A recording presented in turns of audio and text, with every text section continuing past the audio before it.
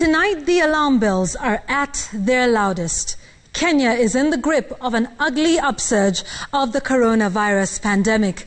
The Ministry of Health tonight reporting the month of October as Kenya's worst ever since the first case of COVID-19 was reported in the country in March this year.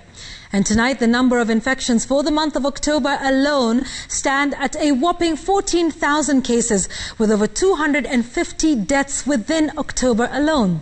Health Cabinet Secretary Mutahi Kagwe says the second wave, which has started in earnest, could make or break the country's battle against the virus, with most Kenyans having dropped their guard. Sam Gituku starts off that report tonight. When Kenya lifted most of the restrictions at the end of September, it was in the basis that the country had started to flatten the COVID-19 curve, reporting a positivity rate of less than 5% on several days, albeit not consecutively.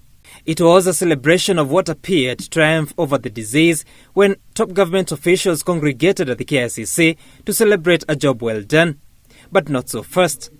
We are essentially in some sort of second wave of the virus infections in our country. On the first wave, the highest point, the highest positivity rate, round about July, was about 13% positivity rate.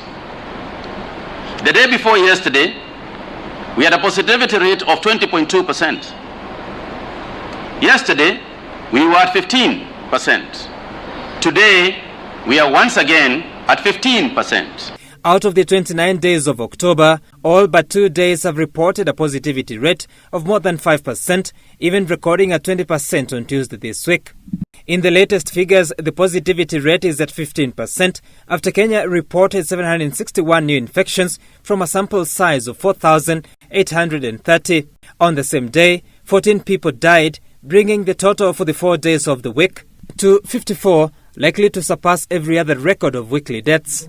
In the month of October, 14,083 new infections have been recorded, a daily average of 485, higher than daily average of all previous months. July, which earlier recorded a spike, later interpreted as the first peak, had 14,270 infections, a record likely to be surpassed in October. While a total of 964 have so far lost their lives to COVID-19 complications, October has the highest fatality rate, now standing at 253. Over the past 1 week, an average of 13 deaths per day have been reported. Since the lifting of restrictions, 264 deaths have been recorded and 14,444 new infections. Over 9,000 of the infections, however, have been recorded in just 5 counties. Nairobi leads with 4,643 infections, followed by Nakuru's 1,448 new infections that have pushed Nakuru's total to more than 2,500 infections.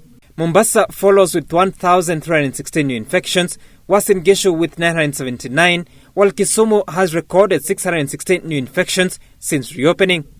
Other counties that have experienced double the number of infections since the 20th of September are Kisii and Kilifi. Bungoma's numbers have grown more than 5 times, while Kamemega's infections have grown more than 4 times to stand at 353 infections at the moment. 1,084 persons are in hospital, among them 35 in ICU facilities, 432 in home-based care. Since the pandemic hit the country, over 35,000 have recovered, while most of the 16,000 considered active cases are unaccounted for as they have not been captured as being in hospitals or under home-based care, neither dead. President Kenyatta is set to meet the summit of the county governors next week to review the upsurge of COVID-19 infections and search for means of containing the spread. Sam Gituku, Citizen TV, Nairobi.